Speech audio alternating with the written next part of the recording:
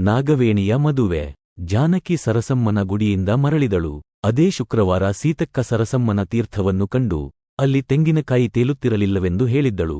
ಮರುದಿವಸೆ ತಿಮ್ಮಪ್ಪಯ್ಯನ ಸವಾರಿ ಮನೆಗೆ ಬಂದಿತು. ಬರುವವರು ಮಂಗಳೂರಿನ ಅಪ್ಪಿಲನ್ನು ಮುಗಿಸಿಕೊಂಡು 10-20 ರೂಪಾಯಿಗಳ ಗಿಲೀಟು ಬಂಗಾರವನ್ನು ಹಿಡಿದುಕೊಂಡು ಬಂದರು. ಬಂದು ಹೆಂಡತಿಯ ಮುಂದೆ ಅವನಿರಿಸಿ ನಿನ್ನ ಕರೆಕರೆಗೆ ಬೆಂಕಿ ಬಿತ್ತು. ವಕೀಲರ ಹತ್ತಿರ ನೋಟಿನ ಪ್ರೊಮೈಸರಿ ಮೇಲೆ 200 ರೂಪಾಯಿ ಸಾಲ ಮಾಡಿ ಇಷ್ಟು ಚಿನ್ನ ಮಾಡಿಸಿ ತಂದೆ. ಪುರುಸೊತ್ತಿನಲ್ಲಿ ಆಗುವುದಾದರೆ ಇದಕ್ಕಿಂತ ಎಷ್ಟೋ ಚೆನ್ನಾಗಿದ್ದುದನ್ನು ಮಾಡಿಸಬಹುದಿತ್ತು ಎಂದರು. ಜಾನಕಿಗೆ ಇದು ಸರಸಮ್ಮನ ವರಪ್ರಸಾದವೆಂದು ಹೊಳೆಯಿತು. ಅವಳಿಗೆ ಎಂಥ ಚಿನ್ನವೆಂದು ತಿಳಿಯದು. ಅಷ್ಟು ಮಾಡುವವರು ಸುಮ್ಮನೆ ಜಗಳ ಕಾದಿರಲ್ಲ ಎಂದಳು. ಆದದ್ದಾಯ್ತು, ಇನ್ನಾದರೂ ಹಪ್ಪಳ ಸಂಡಿಗೆ ಕೆಲಸ ಶುರುಮಾಡು. ನಂಟಸ್ತಿಕೆ ವಿಷಯ ಪಿರಿಪಿರಿ ಮಾಡಬೇಕು. ಅದೇನು ಎಮ್ಮೆ ದನ ಸಾಟಿ ಮಾಡಿದ ಹಾಗಲ್ಲ, ಗಳಿಗೆಗೆ ಒಂದೊಂದು ಜಾತಕ ನಿಶ್ಚಯ ಮಾಡಲಿಕ್ಕೆ ಎಂಬುದು ಅವಳಿಗೆ ಆಗ ಹೊಳೆಯಿತು. ನನಗೇನು, ಸರಮ್ಮನಿಗೆ ನನಗಿಂತ ಹೆಚ್ಚು ಗೊತ್ತಿಲ್ಲವೇ ಎಂದು ಎಣಿಸಿ ಸುಮ್ಮನಾದಳು. ಮರುದಿವಸ ವಿಟ್ಲ ಸೀಮೆಯಿಂದ ಹುಡುಗನ ಹಿರಿಯರು ಅಲ್ಲಿಗೆ ಬಂದರು. ಹುಡುಗನ ತಂದೆ ಬಂದಾಗ ತಿಮ್ಮಪ್ಪಯ್ಯನು ಸಟಕ್ಕನೆ ಚಿನ್ನ ಮಾಡಿಸಲಿಕ್ಕೆ ಹಾಕಿ ಬಂದಿದ್ದೇನೆ. ನಮ್ಮ ವಕೀಲ ರಾಮಭಟ್ಟರಲ್ಲಿ ಒಬ್ಬ ಹುಷಾರಿನ ಅಕ್ಕಸಾಲಿ ಇದ್ದಾನೆ ಎಂದರು. ಅಲ್ಲೇ ವಕೀಲರ ಹತ್ತಿರ ಸಾಲ ಮಾಡಿ ಪವನಿಗೆ 23ರಂತೆ ದಂಡ ಕೊಟ್ಟು ಬುಗುಡಿ, ಸರಪಳಿ, 1 ಜತೆ ಬಳೆ, ಗೆಜ್ಜೆಟಿಕೆ ಇಷ್ಟೆಲ್ಲಾ ಮಾಡಲು ಹಾಕಿ ಬಂದಿದ್ದೇನೆ ಎಂದರು. ಅದು ಯಾವಾಗ ಬರುವುದು? ಮದುವೆ ದಿನದೊಳಗೆ ಬಾರದಿರುತ್ತದೆಯೇ? ಎಲ್ಲಾದರೂ ಕಾಕು ಪೋಕು ಚಿನ್ನವಾದರೆ ನಾನು ಹುಡುಗಿಯನ್ನು ಕೊಂಡು ಹೋಗಲಿಕ್ಕಿಲ್ಲ. 500 ರೂಪಾಯಿಯ ಚಿನ್ನ ಎಂದರೆ ಅಷ್ಟಾದರೂ ಹಾಕಬೇಕು. ಇಲ್ಲವಾದರೆ ಗತಿ ಗೋತ್ರವಿಲ್ಲದ ನಂಟಸ್ತಿಕೆ ಎಂದು ಯಾರಾದರೂ ತಿಳಿದಾರು.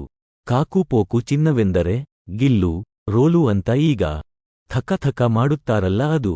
ಛೇ ಉಂಟೆ, ಅಂಥದನ್ನು ಹಾಕುವುದಕ್ಕಿಂತ ಹಾಕದಿದ್ದರೇನು ಸರಿ. ಅವರ ಮಾತುಗಳು ಮುಂದುವರಿದುವು. ಮದುವೆಯ ದಿನವೂ ನಿಶ್ಚಯವಾಯಿತು. ಮರುದಿನ ನಂಟರು ವಿಟ್ಲ ಸೀಮೆಗೆ ತೆರಳಿದರು. ಅವರ ಹಿಂದೆಯೇ ತಿಮ್ಮಪ್ಪಯ್ಯ ಜನ ಕಳುಹಿಸಿದರು. ಒತ್ತೆ ಕಣ್ಣಿನ ಹುಡುಗನನ್ನು ಹುಡುಗಿ ಬೇಡವೆನ್ನುತ್ತಾಳೆ ಎನ್ನಲು ನಂಟರು ಮನೆ ಸೇರುವ ಮೊದಲೇ ಆತುರದಿಂದ ಓಡಿದ ದೂತ ಅವರ ಮನೆಯನ್ನು ಸೇರಿ ಅವರ ಬರವನ್ನು ಕಾದು ಕುಳಿತಿದ್ದ. ನಂಟಸ್ತಿಕೆ ಮುರಿಯಿತು. ಆ ದಿನ ವಿಟ್ಲದಿಂದ ಚಿನ್ನದ ವಿಚಾರ ಮಾತನಾಡಲು ಹೋದುದೇಕೆಂದರೆ ಅವರು ಗಿಲೀಟು ಚಿನ್ನ ತಂದಿದ್ದಾರೆ ಎಂಬ ವಾರ್ತೆ ಕೇಳಿಯೇ. ಅದನ್ನು ಖರೀದಿ ಮಾಡುವಾಗ ಅಲ್ಲಿ ಊರವರೊಬ್ಬರಿದ್ದರು. ಇತ್ತ ತಿಮ್ಮಪ್ಪಯ್ಯ ಗಿಲೀಟಿನ ನಗ ದಾಟಿಸಲು ಬರುವುದಿಲ್ಲ ಎಂಬ ಕೋಪಕ್ಕೆ ನಂಟಸ್ತಿಕೆ ಮುರಿದುದು. ಕಾರಣಕ್ಕೆ ಮಾತ್ರ ಜಗಳ ಹೆಸರು. ಹೀಗೆ ಮುರಿದದ್ದು ಜಾನಕಿಗಾಗಿ. ಅವಳಿನ್ನೂ ಮಗಳನ್ನು ಸಮಾಧಾನಪಡಿಸುತ್ತಿದ್ದಾಳೆ. ಮಗು, 1 ಕಣ್ಣಾದರೂ ಇಲ್ಲವೇ? ಗಂಡನಿಗೆ 2 ಕಣ್ಣುಗಳಿದ್ದರೇನೆ ಸುಖ, ಇಲ್ಲವಾದರೆ ಇಲ್ಲ ಎನ್ನುತ್ತೀಯಾ ಎಂದಳು. ಅಂತರಂಗದಲ್ಲಿ ಅವಳಿಗೂ ನೋವಿತ್ತು. ನಂಟಸ್ತಿಕೆ ಮುರಿದ ಸುದ್ದಿ ಸೀತಕ್ಕನ ಕಿವಿಗೆ ಬಿದ್ದು ಮರುದಿವಸ ಜಾನಕಿಗೂ ಮುಟ್ಟಿತು. ಅದೇನು ಎಂದು ವಿಸ್ಮಯದಿಂದ ಅವಳು ವಿಚಾರಿಸಿದಳು. ಸೀತಕ್ಕ ಊರಲ್ಲಿ ತಾನು ಕೇಳಿದ ಕಥೆಯನ್ನು ತಿಳಿಸಿದಳು. ಇವರೇನೋ ಗಿಲೀಟಿನ ನಗ ತಂದರಂತೆ, ಅದು ನಂಟರಿಗೆ ತಿಳಿದು ಆಗದೆಂದರಂತೆ. ಅದಕ್ಕೆ ಸಿಟ್ಟಿನಿಂದ ಒತ್ತೆ ಕಣ್ಣಿನವರಿಗೆ ನಾವು ಹುಡುಗಿ ಕೊಡುವುದಿಲ್ಲ ಎಂದರಂತೆ. ನೋಡಿದೆಯಾ, ಇದೆಲ್ಲ ಸರಸಮ್ಮನ ಅನುಗ್ರಹ. ಸರಸಮ್ಮ ನಂಬಿದವರಿಗೆ ಮೋಸ ಮಾಡಲಾರಳು ಎಂದು ಸಮಸ್ಯೆಯನ್ನು ಪೂರ್ತಿ ಮಾಡಿದಳು. ಜಾನಕಿ ಅವಸರದಿಂದ ನಾಗಿಯ ಕಿವಿಗೆ ನಂಟಸ್ತಿಕೆ ಮುರಿದ ಸುದ್ದಿಯನ್ನು ತಿಳಿಸಿದಳು. ನಾಗಿಯು ಹರ್ಷಗೊಂಡಳು. ಈಗ ಮುರಿಯಿತು. ಇನ್ನೊಬ್ಬ ಕುರುಡನ ಇಲ್ಲವೇ ಮೂಕನ ನಂಟಸ್ತಿಕೆ ತರುತ್ತಾರೆ ಎಂದಳು. ಹಾಗೆಲ್ಲ ಮಾತನಾಡಬಾರದು ಎಂಬ ಆಜ್ಞೆಯಾಯಿತು. 4 ದಿವಸ ಕಳೆಯಲಿಲ್ಲ. ತಿಮ್ಮಪ್ಪಯ್ಯ ಪಮ್ಮನಾಯ್ಕನ ಒಂದು ದಾವೆಯ ಬಾಲವನ್ನು ಹಿಡಿದು ಮಂಗಳೂರಿಗೆ ಇನ್ನೊಮ್ಮೆ ಹೋಗಿ ಬಂದರು. ಬಂದವರು ನೆಲದ ಮೇಲೆಯೇ ಇರಲಿಲ್ಲ. ಅಂಗಳ, ಜಗುಲಿ, ಅಡುಗೆ ಮನೆ ಎಲ್ಲ ಧೂಳೆಬ್ಬಿಸುತ್ತಿದ್ದಾರೆ. ಏ ಇವಳೆ ಎಂದು ಒದರುತ್ತಿದ್ದಾರೆ. ಆ ಇವಳು 5 ಮಕ್ಕಳನ್ನು ಕಟ್ಟಿಕೊಂಡು ಸೀತಕ್ಕನ ಮನೆಯಲ್ಲಿ ಮಾತನಾಡುತ್ತ ಕುಳಿತಿದ್ದಳು. ಇವರ ಗಂಟಲ ಧ್ವನಿಯನ್ನು ಕೇಳಿಯೇ ಓಡಿ ಬಂದಳು.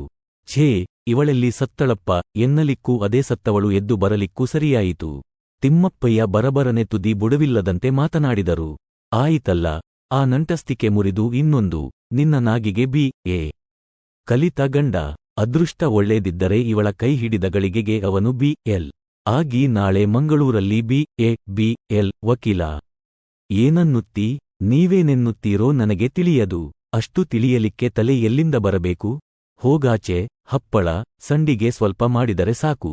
4 ದಿವಸದ ಲಗ್ನವೆಂದು ನೆಲವನ್ನೆಲ್ಲ ಪಾಯಸದಿಂದ ಸಾರಿಸುವುದು ಬೇಡ. ಅವರಿಗೂ ಇಷ್ಟವಾಗದು, ತಿಳಿಯಿತೆ? ವಕೀಲ ರಾಮಭಟ್ಟರೆಂದರೆ ಊರಿಂದೂರಿಗೆ ಗೊತ್ತು. ಅವರ ಸಂಬಂಧ ಎಂದರೆ 4 ಹೋಳಿಗೆಗಳಿಗಿಂತ ಹೆಚ್ಚಾಗಲಿಕ್ಕಿಲ್ಲ, 2 ಸುಕ್ಕಿನುಂಡೆಗಳಿಗಿಂತ ಕಡಿಮೆಯಾಗಲಿಕ್ಕಿಲ್ಲ. ಲಗ್ನ ಇಲ್ಲಲ್ಲ, ಇಲ್ಲಿ ಬರಿಯ ಒಂದು ಆರತಿ, ಅಕ್ಷತೆ ಇಷ್ಟೇ. ಅದು ಚುಟುಕಿನಲ್ಲಿ. ಲಗ್ನವಾಗುವುದು ಕಣ್ವತೀರ್ಥದಲ್ಲಿ. ಅವರು ಆ ದಿನ ರೈಲಿಗೆ ಬರುತ್ತಾರೆ. ನಾವು ಬೆಳಗಿನ ಜಾವಕ್ಕೆ ಅಲ್ಲಿಗೆ ಹೋದರಾಯಿತು. ಎಲ್ಲ ಗಳಿಗೆ ಒಂದರೊಳಗೆ ಪಡ್ಡ. ತಿಳಿಯಿತೆ? ಯಾವ ಹುಡುಗ? ಏನು ಕಥೆ? ಅಯ್ಯೋ, ನಿನಗೆ ನಾನೆಷ್ಟು ತಲೆ ಚಚ್ಚಿಕೊಳ್ಳಲಿ. ವಕೀಲ ರಾಮಭಟ್ಟರ ತಮ್ಮನನ್ನು ತರುವುದೆಂದು ನಿಶ್ಚಯ ಮಾಡಿದ್ದೇನೆ. ಅವರೇ ಹೇಳಿದರು. ಹುಡುಗನಿಗೆ 30 ವರುಷ ಅಂಥ ದೊಡ್ಡ ಪ್ರಾಯವಲ್ಲ. ಮೊದಲಿನ 2 ಸಂಬಂಧ ಹಾಳಾಯಿತು. ಅಂದರೆ ಪಾಪ, ಹೆಂಡಿರು ಸತ್ತು ಹೋದರು. ಅವನು ಮದುವೆಯೇ ಬೇಡ ಎನ್ನುತ್ತಾನೆ. BA-BL ಅಳಿಯ ಅಂದರೆ ನಾಳೆ ಬೊಂಬಕ್ಕನ ಹಾಗೆ ನೀನೇ ಉಬ್ಬಿ ತಿರುಗಾಡುತ್ತಾ. ಈಗ ಗೊತ್ತಾಯಿತಷ್ಟೇ. ಅಷ್ಟು ದೊಡ್ಡವರಿಗೆ ನಮ್ಮ ಮನೆ ಹ್ಯಾಗೆ ಕಣ್ಣಿಗೆ ಹಿಡಿಸಿತು? ಅದೂ ಇಂಗ್ಲಿಷು ಕಲಿತ ಮಕ್ಕಳು ಹುಡುಗಿ ಕಾಣದೆ ಆಯ್ತು ಅಂದಾರೆ. ತಕ್ಕೋ ನಿನ್ನ ಅಧಿಕ ಪ್ರಸಂಗ. ಇಂಗ್ಲಿಷು ಕಲಿತ ಕೂಡಲೇ ಕೊಂಬು ಬರುತ್ತದೆಯೇ? ಅದೂ ನಿನ್ನಂಥವರಿಗೆ. ಸಿಂಹ ಸಿಂಗಲೀಕವೇ?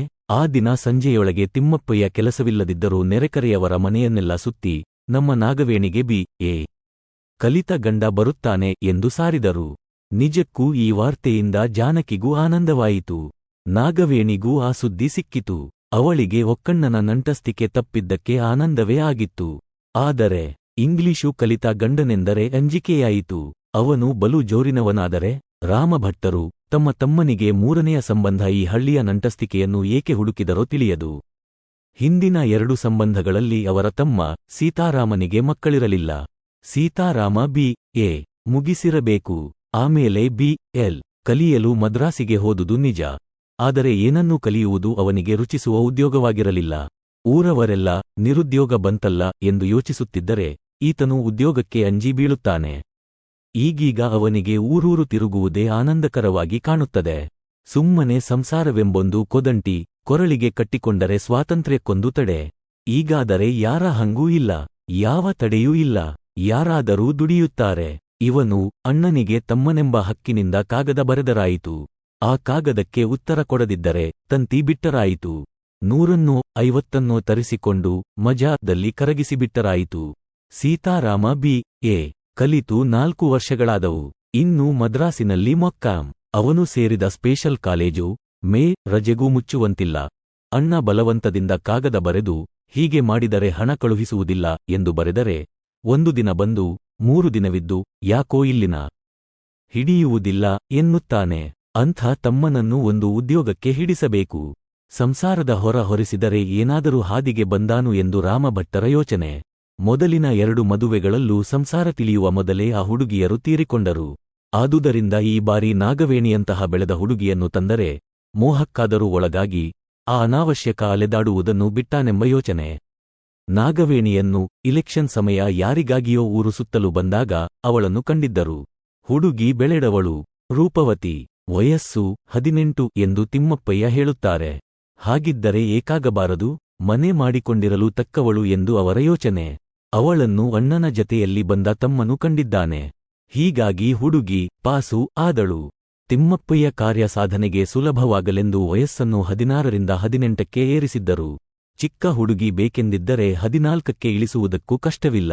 ಕಲಿತ ಹುಡುಗಿಯರು ರಾಮಭಟ್ಟರು ಜಾತ್ಯಸ್ಥರಲ್ಲಿ ಕೈಯಿಂದೆಣಿಸುವಷ್ಟು ಸಿಗಲಾರರು. ರಾಮಭಟ್ಟರು ಈ ಮೊದಲೇ ಕೆಲವು ಕಡ ಪ್ರಯತ್ನವನ್ನು ಮಾಡಿದ್ದರು. ಹುಡುಗನ ಜಾತಕವನ್ನು ಒಯ್ದವರು ಮರಳಿ ಬರಲಿಲ್ಲ. ಆ ಹುಡುಗ ಉಂಡಾಡಿ ಎಂಬುದರಿಂದ ಯಾರಿಗೂ ಧೈರ್ಯ ಬರಲಿಲ್ಲ. ಅಲ್ಲದೆ 2ಆದದ್ದು 3ಆದರೆ ಆ 3ನೇ ಲಗ್ನದ ವಿಷಯದಲ್ಲಿ ಒಳಗಿನ ಚಳಿಯಿತ್ತು. ಅಂದು ತಿಮ್ಮಪ್ಪಯ್ಯನ ಸಾಹಸದಿಂದ ನಂಟಸ್ತಿಕೆ ಹೊಂದಿಬಿಟ್ಟಿತು. ಅದೇ ದಿನ ಥಟ್ಟನೆ ಮನೆಗೆ ಸೀತಾರಾಮನು ಬಂದ. ರಾತ್ರಿ ಉಳಿದುಕೊಂಡು ಮರುದಿವಸ ತೆರಳಿದ. ಅದರಿಂದ ನಂಟಸ್ತಿಕೆ ಗಟ್ಟಿಯಾಯಿತು.